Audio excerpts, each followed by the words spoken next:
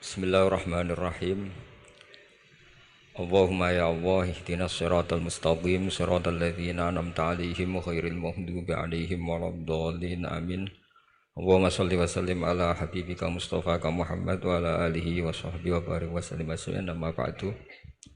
Yang sangat saya hormati Mustasyar PBNU sekaligus Wakil Presiden Profesor Dr. Ma'ruf Amin.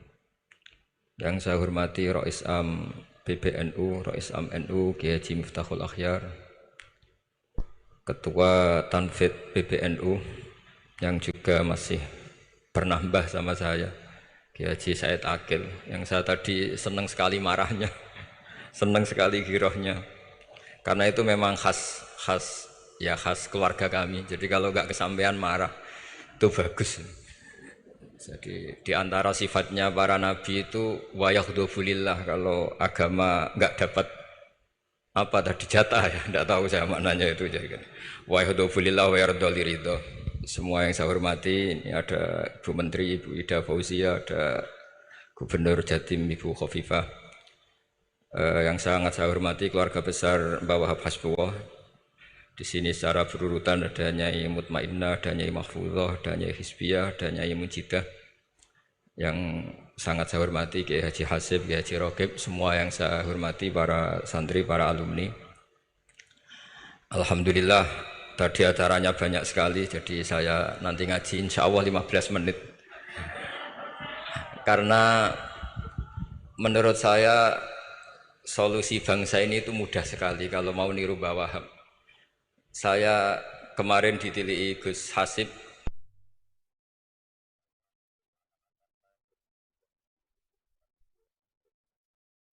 kemudian beberapa hari dikasih paketan beliau tentang Mbah Wahab, buku dari beliau tentang Mbah Wahab. Tapi sebetulnya saya tahu banyak tentang Mbah Wahab tanpa buku itu, karena Mbah Maimun guru saya juga bapak saya Kiai Haji Nur Salim sering cerita. Kiai Wahab itu pedagang, politikus, juga pahlawan. Kita sebetulnya melihat itu sederhana, artinya sederhana dalam pikiran ulama. Jadi pernah suatu ketika Sayyidina Ali itu marah besar melihat umat Islam itu, sehingga beliau marah besar di antara kalimatnya itu, karena ini tengah-tengah kalimat langsung pakai fa. Adalah nanti terserah santri-santri yang ngikrab. Fakubhan lakum hina sirtum gharadun yurma.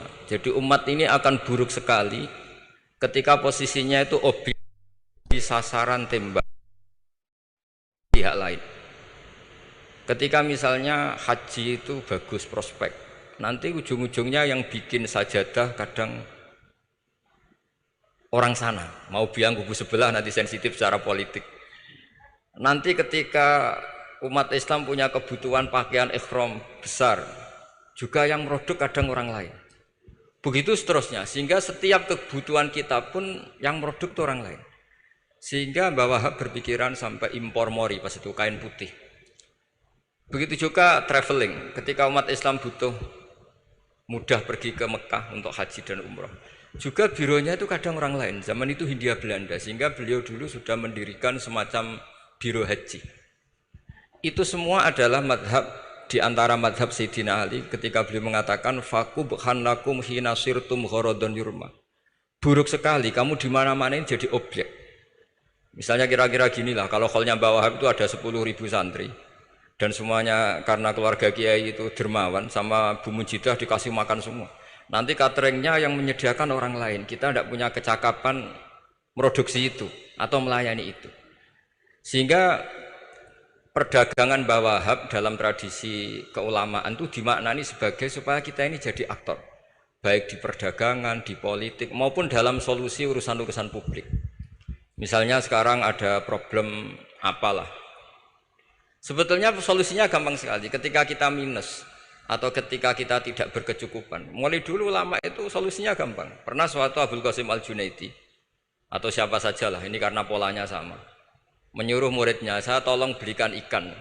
Cara sekarang mungkin dikasih uang 50.000, terus dikasih tahu sama muridnya, Pak Yai uangnya tidak cukup karena harga ikannya 70.000. Terus kata gurunya, beri lebih murah lagi. Uang 50 aja tidak cukup kok cari yang lebih murah. Kata beliau, arkhisuhu bitarki. Ya bikin murah karena kamu tidak berkeinginan. Jadi nggak usah belikan katanya. Ini penting sekali karena dulu ada solusi, masyhur itu makalahnya Imam Syafi'i itu. Kata beliau, fa innal ghina anisya'ila bihi. Kalau kamu ingin tidak tergantung sesuatu, maka hindari sesuatu itu. Jangan memaksakan memenuhi sesuatu itu dengan memaksakan, tapi hindari sesuatu itu. Saya misalnya kalau nuruti kepengin misalnya, kalau saya dengan nafsu serakah saya, mungkin saya ingin punya mobil mewah, ingin apa saja. Tapi itu membuat saya tersiksa karena harus menyediakan ini itu. Ya sudah, tidak usah ingin. Sehingga mudah sekali. Makanya kata ulama dulu, fa innal ghina anisya'la bihi. Untuk menjadi berkecukupan, usahakan banyak hal yang tidak Anda butuhkan. Semakin banyak hal yang kita butuhkan, maka kita akan tergantung akan sesuatu itu. Makanya banyak ilmuwan, saya sering diskusi sama pakar-pakar sama ilmuwan. Apakah negara Amerika itu negara yang kuat? Banyak ilmuwan yang berpikir itu ilmuwan politik, bukan tasawuf, berpikir negara paling lemah itu ya kayak Amerika. Karena semakin powernya kuat, ketergantungannya semakin kuat. Untuk memenuhi kebutuhan listrik harus begini, untuk kebutuhan minyaknya harus ini. Semakin kita kuat, maka ketergantungan akan sesuatu semakin banyak. Jadi ibarat orang yang punya Alphard sama yang enggak kayak mana ya, kayak yang enggak karena kebutuhannya ada banyak. Artinya dalam kondisi krisis, ulama masih punya solusi yaitu al-ghina itu anisya'la bihi. Jadi usahakan ketercukupan itu karena menghindari kebutuhan-kebutuhan yang tidak primer, yang tidak prinsip. Bukan memaksakan semuanya terpenuhi. Karena kita ini ulama. Dulu ketika sebelum ada negara, belum ada TNI, itu ulama punya cara untuk ngelawan Belanda. Karena mereka terbiasa punya loyalis, punya muhibbin, punya ghirah, punya strategi. Sehingga Belanda itu kesulitan ngadu ulama. Apalagi mereka terus ke Mekah, ketemu komunitas internasional yang semuanya berfatwa bahwa penjajahan harus dilawan. Itu luar biasa. Belum ada negara, enggak ditopang negara, kemudian tetap bisa melakukan perlawanan.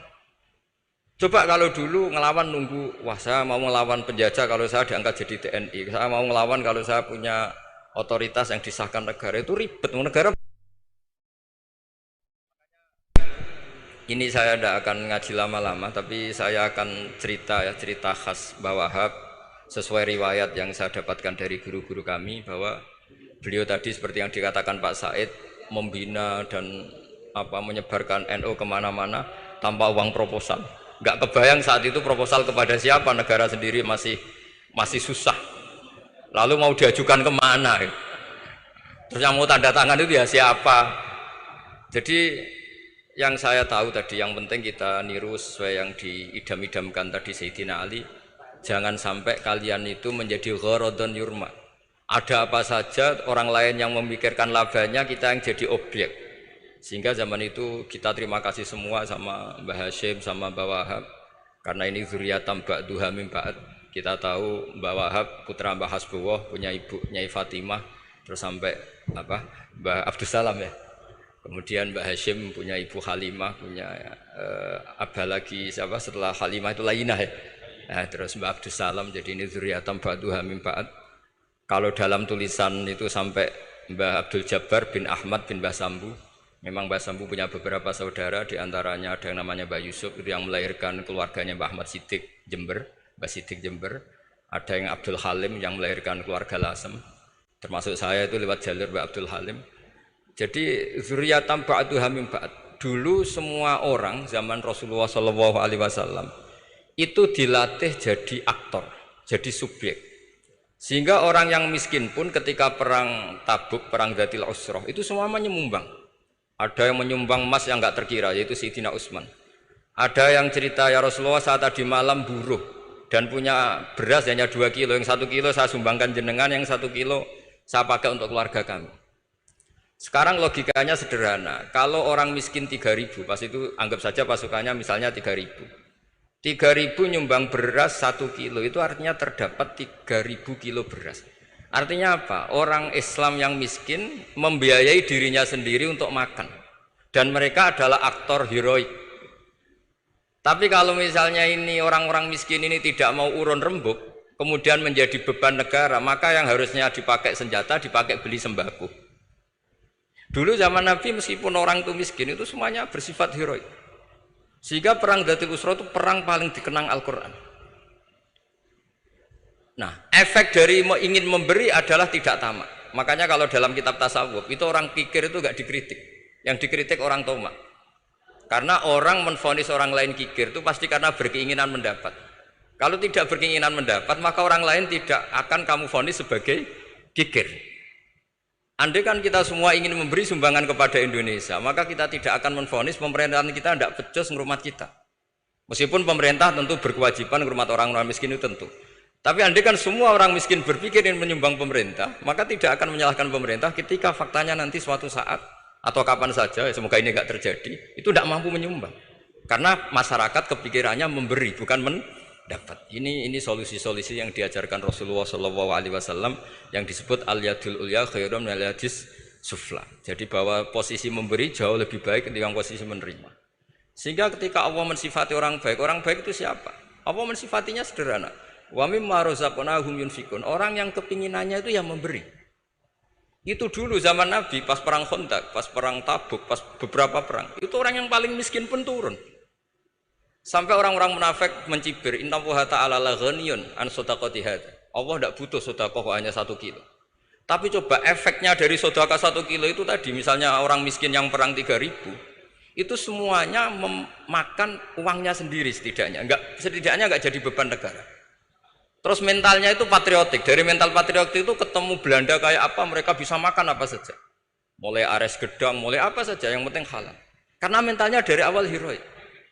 Tapi andai kan mereka mentalnya tomak, mungkin sudah mati. Karena, wah nunggu negara ngasih makan, proposal dulu, sedang mati. Tapi orang dulu enggak, karena heroik, inginnya memberi sehingga bisa mendapatkan solusinya sendiri. Ini solusi yang saya tawarkan, sebetulnya ini mudawwan, artinya mudawwan itu ada di beberapa kitab, lihat di beberapa tafsir istilah perang Dzatul Usra, perang Tabuk atau perang apa saja itu memang zaman itu susah sekali.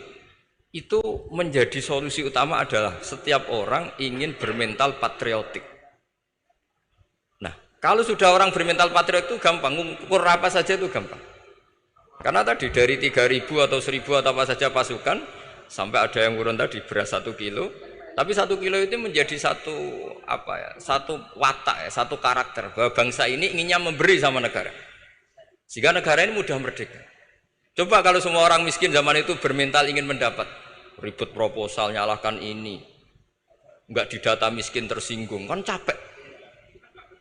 Jadi ini memang zaman akhir ya agak aneh, orang enggak didata miskin itu tersinggung. Kalau besanan nyari yang kaya, tapi kalau ada sumbangan nyari sebagai yang miskin.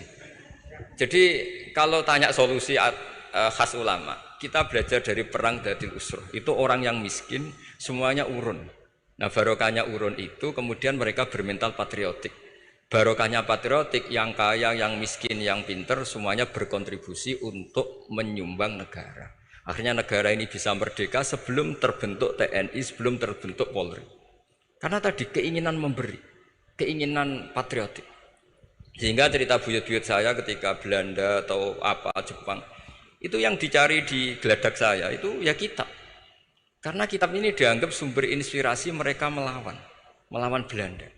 Dulu kita tahu masyarakat kita itu kalau ngerti Belanda itu dipanggil Doro, wis penjajah jadi diundang Doro. Itu kan terlalu dulu. Sehingga orang Arab itu kadang agak dengan tanda kutip mencibir kita kalau bahasakan negara jajahan itu mustakmarin. Negara yang perlu rame karena cara berpikir masih terbelakang. Wong penjajah kok dipanggil Doro. Terus ketika beberapa kiai melihat Belanda baik karena di alun-alun dikasih masjid gini-gini sudah tidak berotak karena anggap Hindia Belanda itu baik. Baru ketika era beberapa ulama ada Mbah Hashim, ada Mbah Hasbuh, tadi kata beliau Dwi Tunggal tadi. Terus ada fatwa resolusi jihad. Sehingga mereka baru sadar bahwa Belanda itu ancaman. Kayak apa pentingnya ilmu, kayak apa pentingnya fikih. Karena di fikih jelas, jihad untuk melawan penjajah itu fardu kifayah. Tapi jika musuh kadung ada di kita, maka itu fardu ain. Tidak lagi ada prasyarat harus lelaki, harus merdeka, enggak, perempuan pun harus terlibat. Jika kita punya pahlawan kayak Cut Nyadin, beberapa daerah Kartini, itu ada di khazanah kitab-kitab fikih kita. Jadi kita tidak pernah kehilangan khazanah untuk menjawab muskilatus zaman, untuk menjawab problem-problem zaman. Tapi yang penting kita selalu ngaji, selalu belajar. Saya adalah orang yang sebetulnya tidak pernah ingin terkenal karena saya itu suka belajar. Cuma saya bikin pengecualian, mau diundang kalau pernah sepuh. Ternyata yang pernah sepuh itu banyak. Ini agak musibah bagi saya karena harusnya kiai itu ya dihormati, tapi gara-gara kalah sepuh digawe kongkonan. Saya ini kemana-mana digawe kongkonan. Jadi gayanya nasihati, tapi aslinya diperintah. Jadi tidak ada kerennya sama sekali. Saya di mana-mana posisinya al-makmur, diperintah.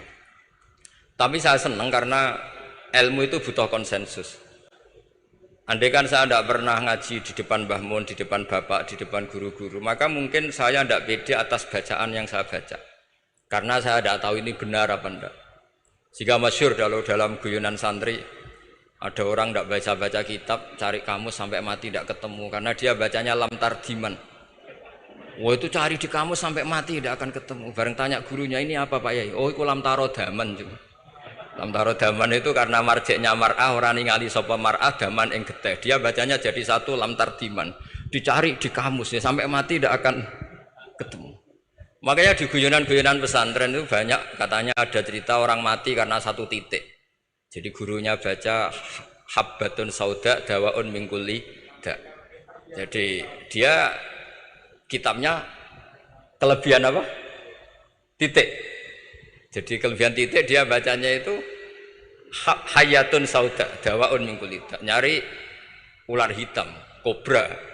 Dipatuk mati, padahal sesuai resep kitabnya, karena kitabnya dia kelebihan titik hayatun sauda, artinya maknanya ular hitam, sementara tagnya mestinya habbatun sauda. Jadi kenaifan-kenaifan begini itu harus kita dandani, karena yang bisa, kata Pak Said tadi, yang bisa itu kita cari kebenaran dari mana. Kita itu ya pokoknya ulama lah, tidak harus NU, tidak harus Muhammadiyah, pokoknya ulama yang wasatiyah. Dan itu nanti terus gimana yang wasatiyah itu kayak apa, tapi jelas ulama. Karena dulu zaman, kalau kita fair secara sejarah dulu ya Mbah Wahab ya dekat Mas Mansur, dulu Mbah Hashim ngaji sama Mbah Ahmad Dahlan, sama-sama di Mbah Soleh Darat, ketika di Mekah ya sama-sama ngaji di Syekh Khotim Minangkabau. Jadi kalau era beliau itu ya memang dulu perbedaan itu nggak ada masalah, karena perbedaan itu bawaan visi ya. Saya belajar usul fikih di antara yang diceritakan di buku-buku Mbah Wahab, beliau itu ahli usul fikih. Sementara Ki Bisri itu suka fikih mateng, sehingga memang ada perbedaan antara fikih mateng dan usul fikih. Saya beri satu contoh. Ini guyonan tapi nanti di usul fikih nanti kelihatan. Di usul fikih itu ada ilmu namanya tangkihul manat. Ketika Nabi sama-sama menyebut sesuatu, sebetulnya ada benang merah di situ, tidak sama persis. Misalnya begini. Ja'a a'rabiyun ila Rasulillah sallallahu alaihi wasallam. Faqala ya Rasulullah ahlaktu. Wa ma ahlaka qal waqatu imraati fi nahari Ramadan. Ya Rasulullah, saya ini orang yang rusak karena saya berhubungan intim dengan istri saya di ketika Ramadan. Terus Nabi ngendikan, ya sudah kamu harus merdekakan budak. Saya tidak punya ya Rasulullah. Ya sudah kamu puasa 2 bulan berturut-turut. Kata beliau, puasa baru sehari saja kecelakaan apalagi 2 bulan. Karena kamu orang Arab lah, orang Arab itu. Jadi cerita ini di Arab tadi. Terus ya sudah kamu sedekah sama 60 orang miskin. Saya ini orang paling miskin. Susah kan menghadapi orang miskin seperti ini itu. Nah, pertanyaannya secara usul fikih, menurut mazhab Syafi'i, sanksi berat itu hanya untuk yang berhubungan suami istri. Sehingga kalau membatalkannya pakai rokok, pakai minum, pakai makan, tidak kena sanksi seberat itu. Masuk akal kan, karena memang hubungan suami istri dalam banyak hal, misalnya haji itu ifsad, yang benar-benar ifsad bisa merusak haji secara total. Tapi menurut Imam Malik, pikiran Imam Syafi'i itu dianggap aneh. Loh, ini hubungan suami istri itu statusnya mubah, sesuatu yang boleh.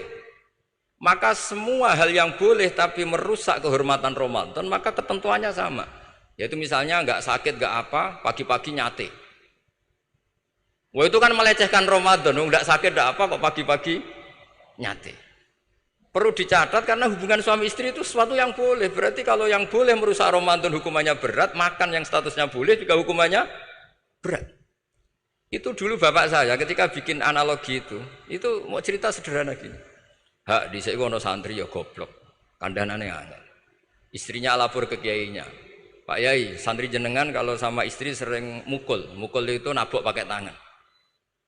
Santrinya dipanggil kan alumni, kamu jangan sering mukul istri kamu gini-gini. Iya Pak Yai, njeh. Suatu saat 2 minggu istrinya lapor lagi, sekarang tidak nabok Pak Yai, nyaduk. Karena yang dilarang hanya nabok. Dipanggil kiai, lo kamu katanya masih sering nyaduk istri kamu. Yang dilarang kan mukul, sekarang nyaduk. Kapan-kapan meludahi. Nah, artinya di usul fikih dijelaskan bahwa makna haramnya naboi adalah hurmatul idza, haramnya menyakiti. Maka nyaduk sama, meludahi sama, menerlantarkan sama. Itu dulu bahwa ahlinya bikin usul fikih seperti itu. Sehingga misalnya amar ma'ruf nahi mungkar, ketika beliau ditanya, apakah perlu ikut kabinet gotong royong? Tapi di situ banyak kelompok yang mungkin NU tidak cocok. Pikirannya kayak apa harus ikut, justru ikut benahi dari dalam. Meskipun dari ikut itu bahwa Wahab nyun sewu yang alami fitnah yang macam-macam dituduh karena zaman itu nasakom. Tapi itu beliau santai saja. Tapi zaman itu memang itu sah karena zaman itu belum dibubarkan. Jadi yang dialami Wahab ini luar biasa. Semuanya harus jadi pelajaran bagi kita. Makanya jangan pernah meninggalkan ilmu yang bernama usul fikih, karena fikih yang mateng itu cara basa Jawa ini akan kehilangan stok teks. Misalnya Nabi sedekah pakai kurma atau pakai apa makanan pokok. Itu hadisnya itu kurma, sama Imam Syafi'i digenti kutu ahli baladi, yaitu makanan pokok dari negara. Sehingga kita tidak bisa mentang-mentang Nabi sedekahnya pakai kurma terus kita orang miskin kita kasih kurma. Bisa linu tuh nih kalau makan kurma orang Indonesia itu. Karena yang penting itu kutu ahli balad bukan kurma. Bukan mentang-mentang Nabi sholat di Mekah Medina, kalau ingin persis sunnah Rasul, sholatnya harus di Mekah Medina. Kalau di Indonesia Nabi tidak pernah sholat di Indonesia. Sunnah Rasul sholatnya di Mekah Medina, bisa ada orang sholat kalau gitu. Jadi ada ilmu yang namanya tangkihul manat, yang harus ditiru itu sisi mananya. Nah dalam konteks Arabi tadi terus kemudian ada dibuang, Ja'a Arabion, kata Arabi itu dibuang. Datang orang Bedui, orang kota pun kalau punya kesalahan yang sama hukumannya juga sama, maka kata Arabi dibuang. Nah, menurut Imam Malik, kata jima hubungan suami istri juga dibuang, digenti membatalkan puasa dengan apa saja yang tanpa udzur syarat. Jadi ini kealiman kiai-kiai Indonesia dulu itu, misalnya kentong, dulu meskipun ada yang bilang bid'ah, kentong itu bid'ah karena mirip orang Nasrani. Orang Nasrani itu bentuk kentongnya di kelenteng itu tidak seperti kentong kita. Adat Indonesia kalau pos kampleng ada maling, ada banjir pakai kentong. Jadi adatnya memanggil tuh pakai kentong. Makanya kiai-kiai dulu, ini mirip orang Nasrani, enggak mirip pos kampleng katanya. Padahal jelas ya, menurut hadis sahih jelas ketika ada sahabat usul ya Rasulullah bikin kentong, wah jangan nakus itu nanti kayak Nasrani. Bikin buk itu trompet, jangan nanti mirip orang Yahudi. Ya dengan api ya Rasulullah, jangan nanti mirip Majusi. Datang sahabat tergesa-gesa, beliau mimpi kalau diajarin azan. Adzan itu maknanya al-ilam, memberi maklumat waktu sholat. Akhirnya ada adzan. Kemudian ulama Indonesia dulu Mbah Hashim sama Kiai Fakih Mas Kemampang, yang satu anti kentong, yang satu pro kentong. Itu dulu ya saling menghormati, nggak masalah. Karena fikih itu sekali khilaf itu mirip-mirip. Tadi Pak Said Akil nyinggung Palestina. Saya pernah ke Palestina. Itu banyak ulama Mesir yang mengharamkan orang datang ke Yerusalem, ke Masjid Aqsa. Karena mau tidak mau harus dapat visa Israel, berarti ngaku eksistensi Israel. Karena dianggap mengaku eksistensi Israel maka hukumnya haram. Tapi saya pernah ketemu Imam Masjid Aqsa. Beliau bilang begini, Pak Bahak, kalau orang Islam dari seluruh dunia tidak datang ke kami, maka eksistensi kami dianggap diabaikan oleh komunitas internasional. Dan itu dengan mudahnya Israel mencaplok kita. Sehingga separuh ulama Mesir juga mewajibkan yang mampu harus ke sana. Dengan cara itu Aqsa aman karena masih diperhatikan ulama atau komunitas internasional. Yang satu cara pandang ke sana berarti ngaku eksistensi Israel karena ada visa Israel. Yang satu bilang harus ke sana, dengan itu eksistensi Masjid Aqsa terjaga karena masih diperhatikan ulama atau komunitas Jadi di mana-mana khilaf itu ya seperti itu. Tapi alhamdulillah di kita itu khilaf itu biasa. Sehingga zaman kita mondok, saya itu pernah pengalaman buruk sekali saya ketika jadi Rois Musyawarah Fathul Mu'in. Itu ada pertanyaan gini Gus Hasib. Saya tanya gini sama orang, Gus, soft paling utama itu yang nomor berapa? Nomor 1 kata saya. Yang kedua, yang soft berikutnya, iya yang berikutnya. Kalau sudah tahu soft terbaik itu yang nomor satu, kenapa masjid gak dipakai memanjang selatan utara? Biar semuanya nomor satu. Selagi masjid itu memanjang barat timur, pasti ada soft 1, 2, 3. Itu kan kurang ajar betul. Jadi supaya orang soft 1 semua ya tinggal desain masjidnya, yaitu memanjang utara selatan. Selagi masih memanjang barat timur, pasti soft 2, 3. Terus saya kebalik tanya, lalu setelah begitu yang paling abdul siapa? Yang sisi kanannya imam. Ya sudah, imamnya dipojokkan pol selatan, biar semuanya dari pol kanan. Nanti ada masalah lagi, yang paling abdul siapa? Yang paling dekat imam. Yus kono kerubutu imam kan gitu. Jadi kalau nuruti fikih itu ya memang ilmu logika. Sehingga banyak orang jadi wali itu dari hasil ijtihadnya. Ada orang jadi wali karena sering sholat di shaf awal. Tapi ada wali pesaingnya justru jadi wali karena kalau sholat di belakang. Tapi tetap wali. Suatu saat dua wali ini ketemu. Loh, kamu kok wali? Padahal kalau sholat paling belakang. Saya tuh malu sama Allah. Kok koyok sok suci ya kok ngarep gitu. Jadi wali karena adab, bukan karena malas loh ya. Saya itu gak pede. Saya saja kok sholat di depan. Maksudnya kok kepedean itu. Tapi tentu secara syariat tetap baik yang di depan. Ini saya bukan bela yang. Kenapa saya cerita bela yang belakang? Karena yang bela jarang gitu. Makanya saya. Dan kebetulan saya kalau sholat ya sering di soft belakang. Tapi ini saya cerita betapa logika fikih itu khazanahnya banyak dan luas. Dan kita bicara usul fikih itu biasa. Kita belajar sama beberapa ulama. Saya berkali-kali cerita di mana-mana. Muhammad bin Hasan Asy-Syaibani itu mewajibkan ulama kaya. Dan beliau kalau ngitung duit itu di kamar tamu, di ruang tamu. Sehingga santri ora kepikiran nyalami template. Kan cara wong Jawa kan meliti ngitung duit kok di ruang tamu. Tapi ternyata alasannya beliau masuk akal. Ben santri ku roh nak kiye ini di duit, jadi ra perlu kepikiran nyumbang gula. Ya masuk akal. Tapi yang nyimpen duit ya masuk akal, wong duit kok dipamer-pamerno. Tapi yang pamer nggih monggo nak niate ben wong liya ndak perlu berempati, gak perlu sakit. Jika gak perlu didata dapat BLT, mergo duit ditakok. Ya itu semuanya istihad. Assalamualaikum warahmatullahi wabarakatuh.